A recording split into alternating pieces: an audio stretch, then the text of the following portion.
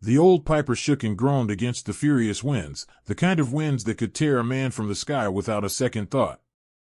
Inside the rattling cockpit, Zach Harrison gripped the yoke with calloused hands, feeling the cold bite through his sleeves, feeling the fear settling deep into his bones. Every bolt, every rivet seemed to whimper beneath the strain, but he muttered a silent prayer and pushed the plane forward into the teeth of the storm. He could barely see more than a few feet ahead. Sheets of rain hammered the windshield like thousands of broken nails, streaking and distorting the view until everything outside seemed a violent, trembling blur. The instruments blinked and faltered, the altimeter wavering in useless uncertainty. The artificial horizon spun lazily, disoriented by the sheer violence of the winds. Zach had flown this plane in calmer days, when the skies were blue and Silver Creek spread out like a patchwork quilt below him. But this was a different world entirely. The world of men who dared to hope when hope seemed foolish. Below, the ground vanished and reappeared like a ghost, one moment a smear of blackness, the next, a flicker of a drowning river or a dying tree. Zach flew lower, lower than any sane man would, trusting not the broken gauges, but the worn, battered maps folded beside him, maps he'd traced with curious boyish fingers decades ago, maps he'd practically memorized. There was the bend in the river where the willows bowed low. There was Widow's Creek, a black vein swollen with floodwater, clawing hungrily at the banks. And then, through a break in the writhing clouds, he saw it, the abandoned bridge. It rose like a wounded relic from another age, its stones battered and half-sunken, straining against the current that wanted to rip it from the earth. And there, just beyond its crumbling arch, movement. Zach squinted, wiped a trembling hand across the fogged glass, and leaned forward. Two tiny figures, huddled on a jagged outcropping of rock, clinging together against the raging elements. The children. His heart pounded harder than the thrashing engine. His fingers gripped the yoke tighter, so tight it hurt. Instinct screamed to dive lower, to reach them somehow, but there was no way to land, not in the rising waters, not with the piper already coughing in protest. He circled as tightly as he dared, the wings shuddering against every vicious gust, and reached into the cracked survival kit tucked behind the seat. A flare. Old, maybe unreliable, but all he had. His hands shook as he struck the flare against the dashboard. It sputtered to life, a defiant spear of crimson in the storm's mouth. Zach leaned out of the tiny window, feeling the rain slam into his face like shards of ice, and hurled the flare into the darkness below. It fell like a slow, stubborn meteor, casting furious light over the riverbank. The children saw it. He could tell by the way one of them lifted a hand, a faint, desperate gesture. He circled again, the piper groaning as if begging him to turn back, but he stayed. He dropped another flare farther upstream, marking the way for the ground teams that he prayed were still searching, still believing. Below, he caught glimpses, headlights glinting through the trees, figures slogging through the mud. The first responders were coming. His markers would lead them to the right place, if only they could get there in time. The old piper shuddered again. The fuel gauge dipped lower, the needle almost pinned to empty.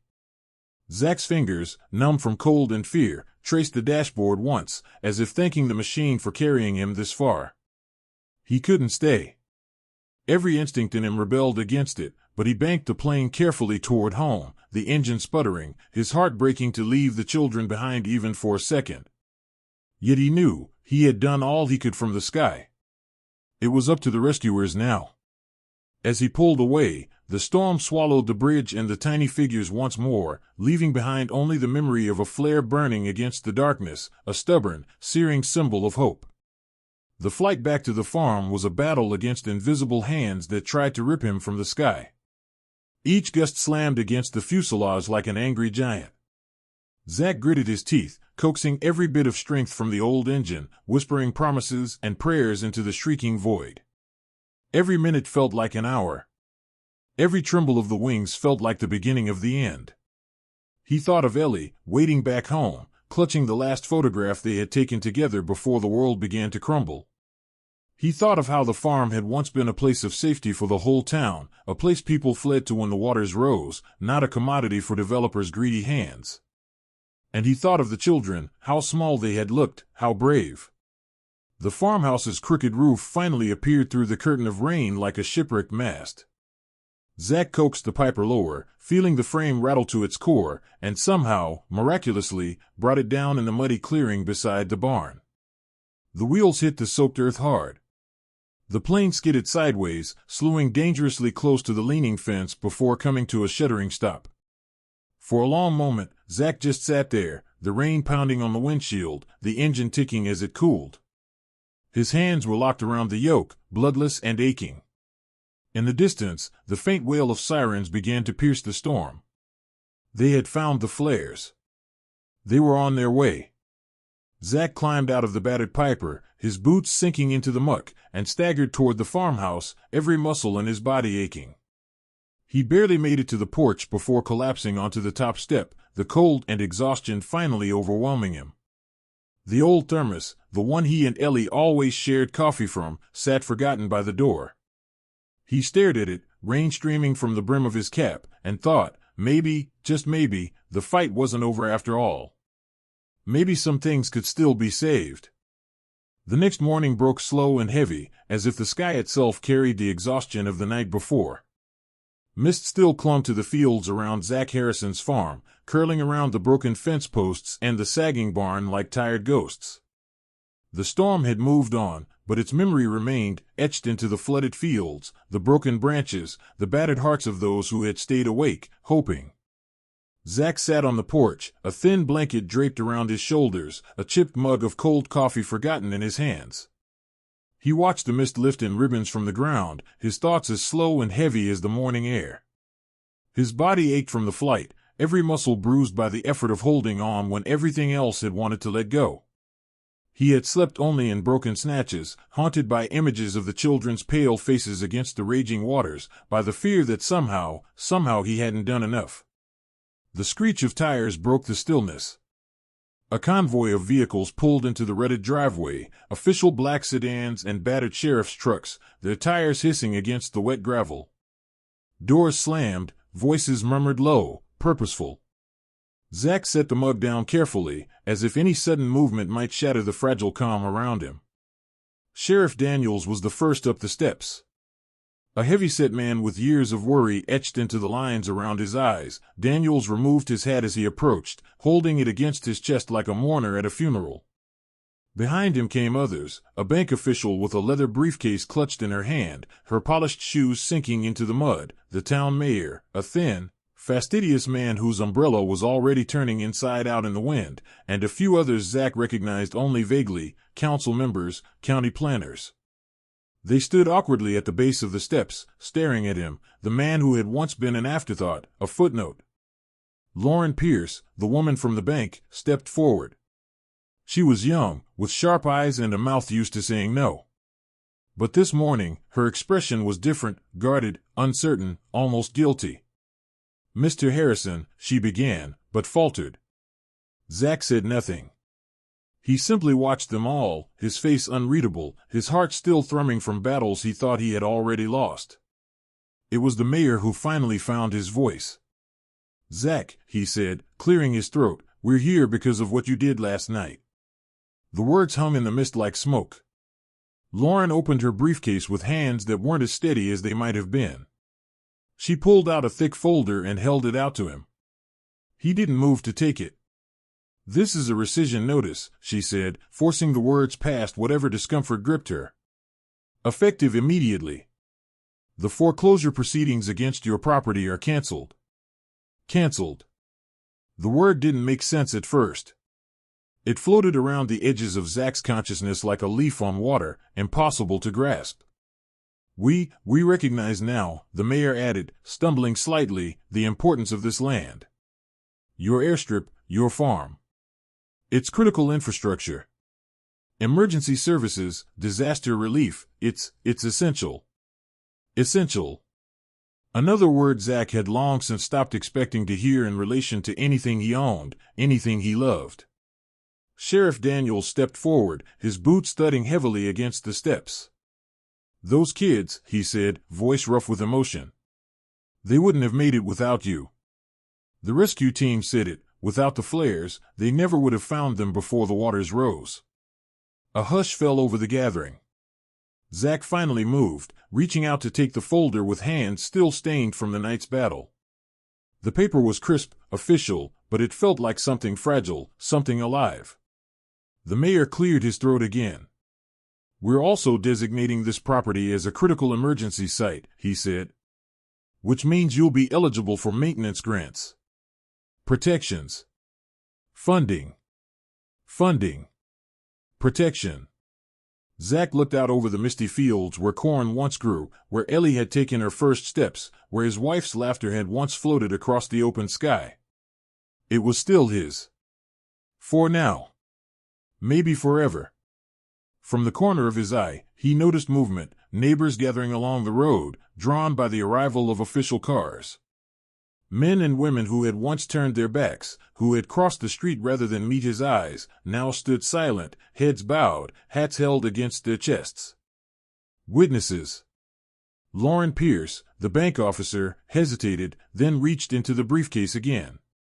She pulled out something smaller this time, a silver coin, heavy and gleaming despite the grayness of the morning. An emergency services coin, stamped with the seal of the county, the symbol of gratitude for extraordinary bravery. She placed it in his hand. For a moment, Zach simply stared at it. It felt warm despite the chill in the air. The sheriff saluted. The mayor placed a hand over his heart. Even Lauren dipped her head in acknowledgement. And there, amid the muddy fields and battered fences, amid the silent neighbors and the sighing mist, Zach Harrison understood something deeper than law or politics or survival. It wasn't just the farm that had been saved. It was belief. Belief that a single stubborn act of hope could turn back a flood, not just of water, but of fear, of despair, of forgetting. As the officials slowly filed back to their cars, as the mist lifted and the first shy beam of sunlight broke through the clouds, Zach remained seated on the porch, the coin still cupped in his hand like a promise.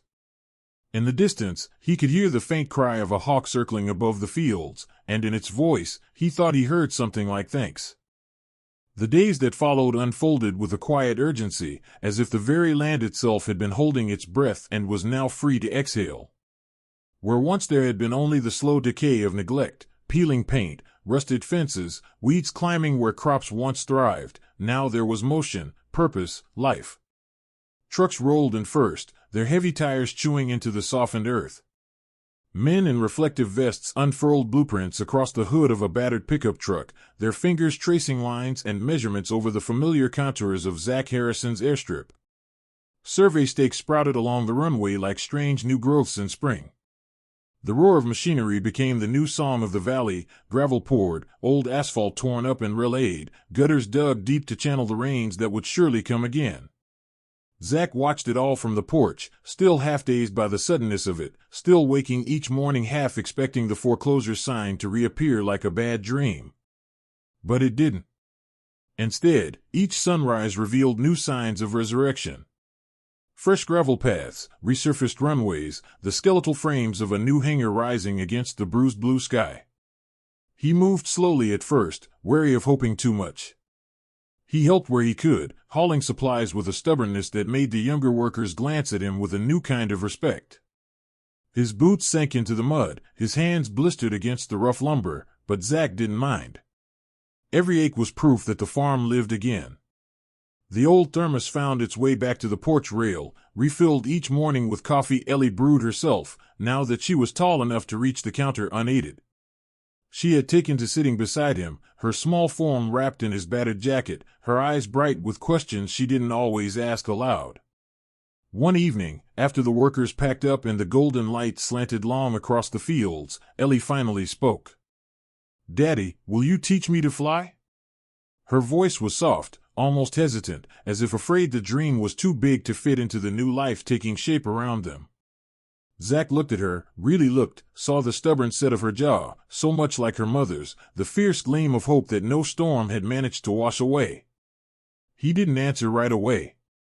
He stood, stretched his aching back, and turned his gaze toward the shining new runway. The beacon tower stood proudly now, its light already beginning to spin lazily, a soft promise against the deepening dusk. Tomorrow. Tomorrow he would pull the old Piper from the barn again, dust off the logbooks, feel the yoke warm beneath his palms. Tomorrow they would climb into the sky together, and she would see the world the way he had always seen it, wide and wild and filled with endless roads to anywhere. "Yeah, Bug," he said finally, his voice catching. "I'll teach you." The farm didn't just survive, it grew into something more than it had ever been. The airstrip became the heart of Silver Creek's emergency preparedness plan. Schoolchildren came on field trips, their faces pressed against the fences as Zach demonstrated emergency landings and flare drops. The town council passed new ordinances protecting the land in perpetuity, ensuring no developer's dream of luxury courses would ever claw its way across these fields again. Farmers stored sandbags in a newly built shed by the runway, ready for the next flood. Volunteers organized evacuation drills. A weather station sprouted beside the new hangar, feeding data directly to the emergency network. Zach trained local firefighters in basic aviation signaling, so that if he wasn't home, someone else could launch into the sky when disaster struck. The porch, once a place of lonely waiting, became a hub. Mornings filled with the clatter of boots and the murmur of planning. Evenings filled with laughter and weary stories shared over steaming mugs.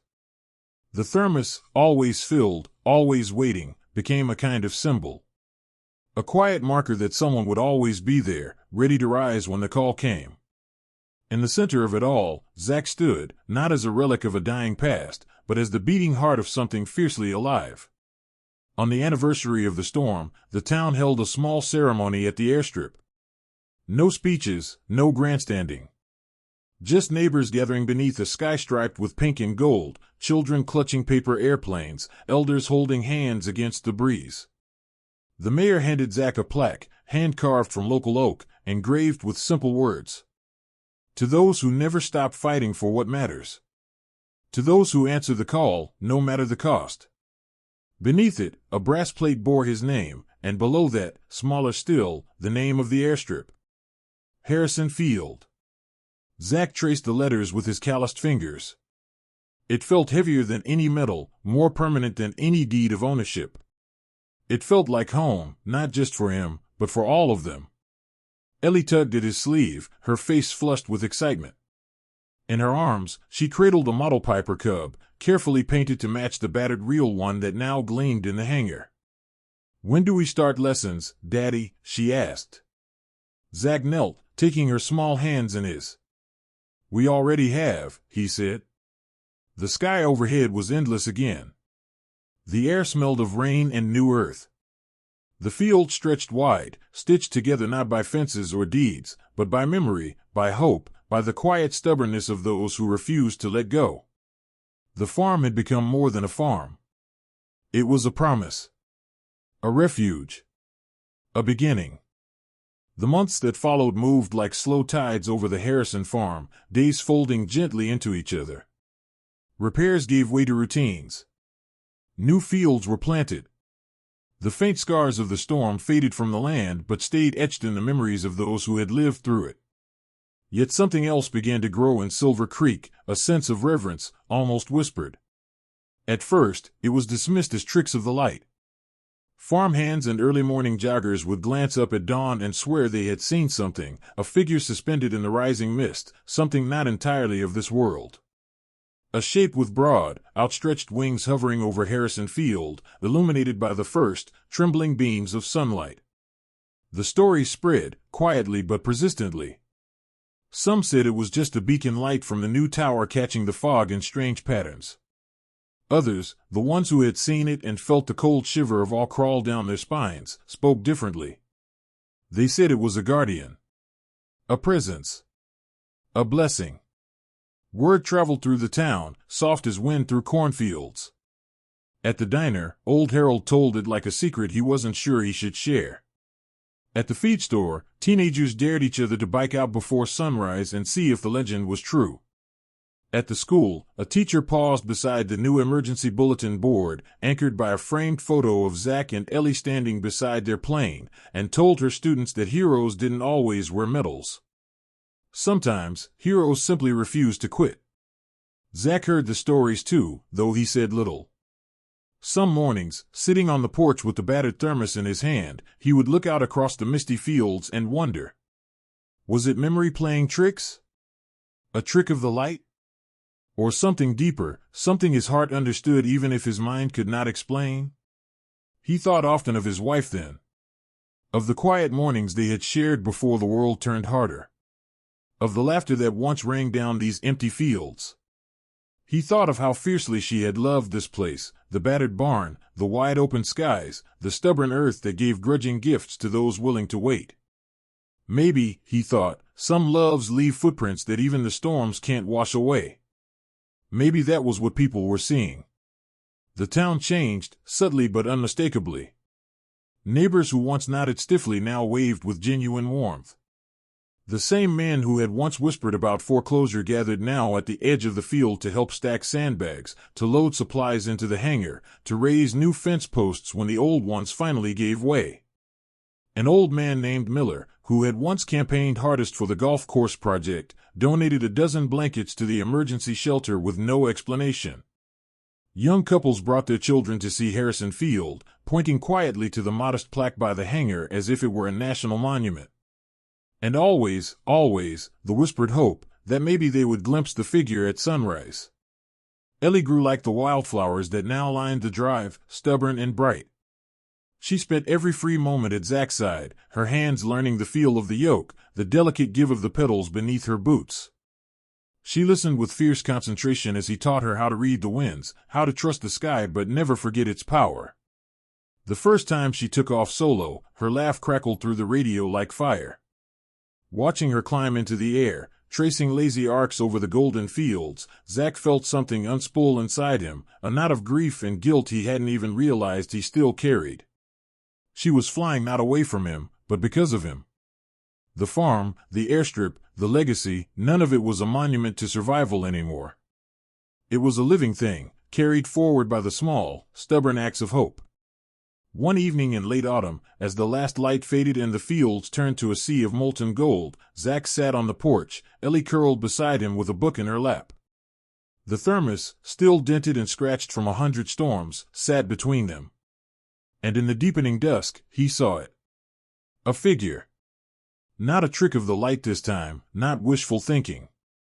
A silhouette, dark against the burnished sky, wings outstretched, not feathered, but solid and certain, as if the land itself had taken shape to watch over those who loved it enough to bleed for it. It hovered just above the runway for a moment, then lifted, fading into the sky like breath into the cold air. Ellie didn't look up. She just reached for his hand, as if she, too, understood without needing to see.